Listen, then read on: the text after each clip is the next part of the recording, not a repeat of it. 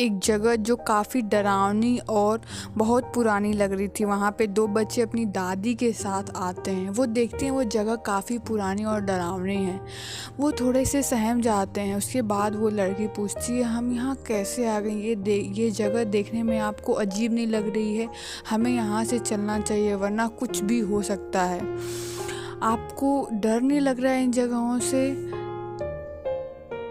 फिर वो ऐसी बातें करते रहते हैं। तभी वो बच्चा भी उसके बाद सोचता है और पूछता है कि ये जगह काफ़ी डरावनी है और हमें सच में यहाँ से चलना चाहिए। हमें नहीं पता कि हम यहाँ कैसे आ गए और यहाँ पे कुछ भी हो सकता है। यहाँ पे ढेर सारे चमगादड़ और जंगली जानवरों की आवाज़ भी सुनाई दे रही है। तब तक वो बूढ़ी दादी उनको समझाती, हाँ तुम लोग सही कह रहे हो, हम जिस रास्ते से आए हैं उसी रास्ते से जाएंगे, लेकिन हमें यहाँ नहीं रुकना चाहिए। ये जगह पहले कभी यहाँ नहीं थी जैसी आज दिख रही है।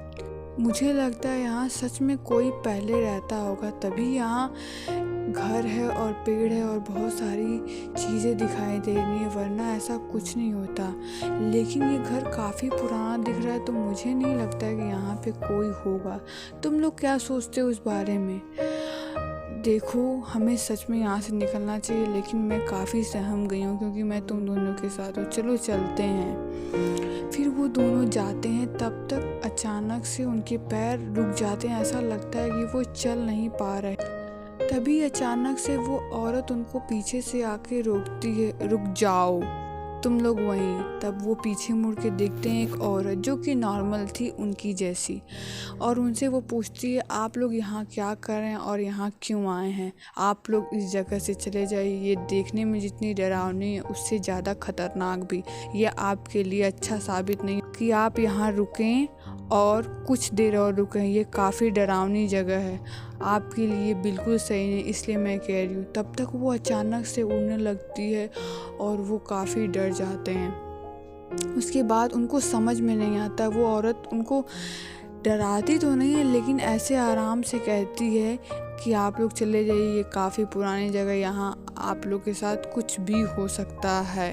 वो तीनों खड़े होके उसकी बातें सुनते हैं और सोचते हैं कि ये औरत उड़ क्यों रही है और ये यहाँ पे कैसे आ गई, हमें तो ये पहले नहीं दिखाई दी। तब तक वो अपना रूप चेंज करती है और वो चुड़ैल बन जाती है और उनको समझ में आ जाता है कि ये एक चुड़ैल है, तभी ये उड़ पा रही है। और उनको थोड़ी थोड़ी बातें समझ में भी आने लगती है कि ये यहाँ पे कैसे आ सकती है, घर इसी का है। वो चुड़ैल देखने में काफ़ी डरावनी लगती है और उनसे देर तक बातें करती है और उनसे कहती है कि तुम लोग का यहाँ रहना बिल्कुल खतरे से खाली नहीं, यहाँ से चले जाओ। वो चुड़ैल देखने में काफ़ी डरावनी और ख़तरनाक, वो उनको बहुत देर तक समझाती है। वो गुस्से में भी आ जाती है और काफ़ी हंसती है। तभी अचानक से लोमड़ी की आवाज़ सुनाई देती है। वो जगह काफ़ी वीरान और वो अचानक से बड़ी हो जाती है। वो और भी डर जाते हैं कि ये कैसे हो सकता है, लगता है अब हम बच नहीं पाएंगे। वो चुड़ैल कहती है, तुम लोग यहाँ से चले जाओ वरना मैं तुम लोग को कभी नहीं छोड़ूंगी और फिर तुम लोग की जान में लेके रहूँगी, चाहे कुछ भी हो जाए।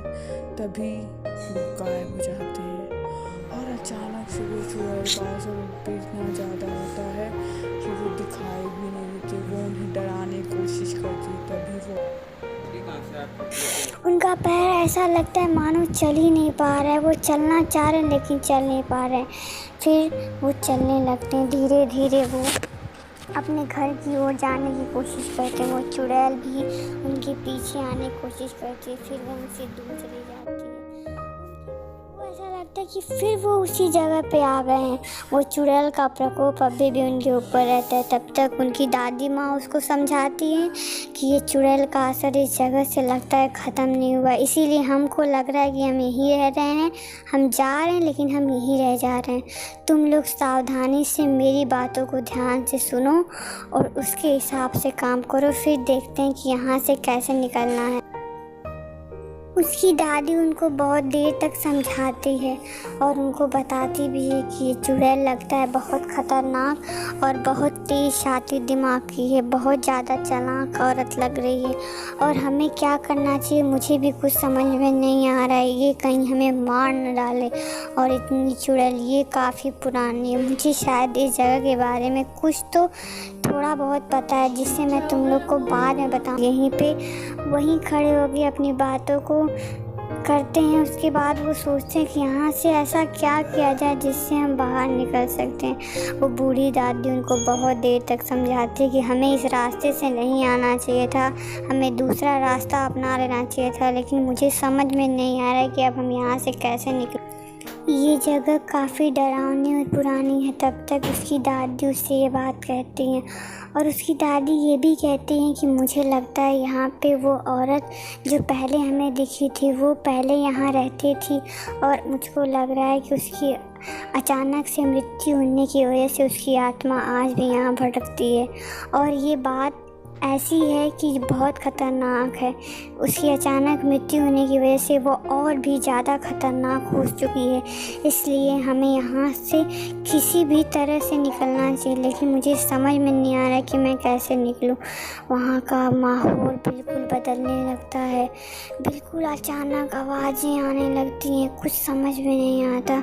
वो डरावनी आवाज़ें, वो बिल्कुल डर जाते हैं। लेकिन उसकी बूढ़ी दादी उनको हिम्मत देने की कोशिश करती है कि तुम लोग घबराओ मत, मैं तुम लोग के साथ हूँ, तुम लोग को मैं कुछ भी होने नहीं दूँगी। यही सब बातें वो बहुत देर तक करते हैं। तब तक उसको कोई अचानक से आवाज़ आती है। लड़की इधर उधर देखने लगती है।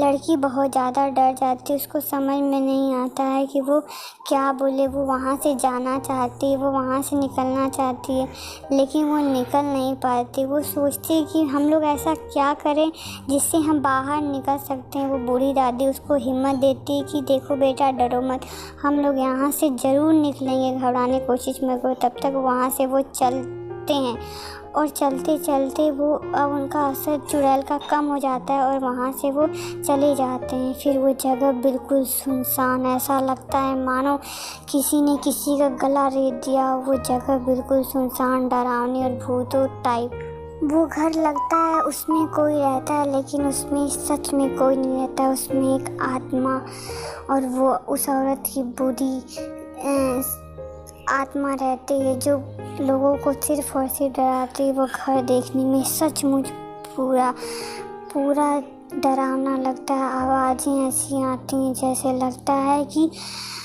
बिल्कुल सुनसान, समझ में नहीं आता आप वहाँ रहते तो शायद ये घर उसी औरत का है जो बहुत पहले से रहती थी।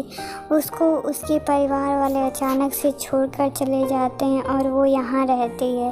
वो अकेले रहती है और शायद बूढ़ी हो जाती होगी, इस वजह से उसकी अचानक से मृत्यु हो जाती है। मृत्यु हो जाने के बाद शायद ये हुआ होगा कि उसका अंतिम संस्कार कोई नहीं किया होगा और उसकी आत्मा आज भी भटकती है और लोगों को बचाने की कोशिश करती है उन और बुरी आत्माओं से जो यहाँ पे पहले से मर चुकी हैं।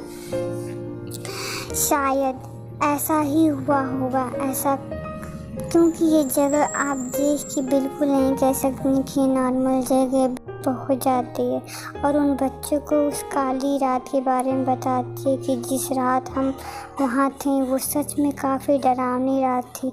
हमें वहाँ नहीं जाना चाहिए था, लेकिन मुझे नहीं लगता है कि हम वहाँ पहुँचे थे, हमको लाया गया था। और मैं तुम लोग को ये बता दूँ कि कभी भी जब ऐसे कंडीशन में हो तो घबराने की ज़रूरत नहीं है। हमेशा इंसान को अपने धैर्य के साथ काम करना चाहिए। भूत कितना भी ताकतवर हो, हमारी शक्ति से ताकतवर नहीं होता। भगवान हमेशा हमारे साथ होते हैं। तुम लोग को घबराने की बिल्कुल ज़रूरत नहीं है, मैं तुम लोग के साथ थी। वो जगह ऐसी है कि शायद मैंने वो कहानी सुनी जो मैं तुम लोग को अभी बताती हूँ। वो कहानी ऐसी है कि वो घर बहुत साल पहले वहाँ पे एक परिवार रहता था जिसमें माँ बाप और वो औरत जो हमको मिली और उसका पति, उसके बच्चे साथ में रहते थे। वो काफ़ी खुशहाल परिवार था। मैं बहुत जब कभी उधर से निकलती थी तो मैं वहाँ पे जाती थी और उसके यहाँ रहती थी। लेकिन शायद कुछ ऐसा हुआ होगा जो मुझे भी नहीं पता चला कि वो लोग कहाँ चले गए। शायद उन लोगों ने उस औरत को वहाँ छोड़ दिया होगा। वो औरत बूढ़ी हो गई होगी और उसकी तबीयत ख़राब होने की वजह से वो मर गई होगी और उसकी आत्मा आज भी भटक रही है। वो मुझे जानती होगी शायद, इसलिए उसने मुझे कुछ नहीं किया और तुम लोग मेरे साथ थे इसलिए, वरना वो तुम लोग को नहीं छोड़ती। मैंने ऐसी बहुत सारी कहानियाँ सुनी है, जिसने भी वो रास्ता पार किया है वो कभी बच के नहीं आया। इसीलिए मुझे समझ में नहीं आया कि हम लोग कैसे बच गए। ये बात इसीलिए हुई ताकि, क्योंकि मैं जब भी उस रास्ते से कभी जाती थी तो वो रास्ते सामने आए तो हमें उससे नरमी से पेश आना चाहिए। हमें उससे पूछना चाहिए, उसकी समस्याओं को पूछना चाहिए, उसकी समस्याओं का समाधान। डरना बिल्कुल नहीं चाहिए। अगर हम घबराएं तो वो काम बिगड़ सकता है और वो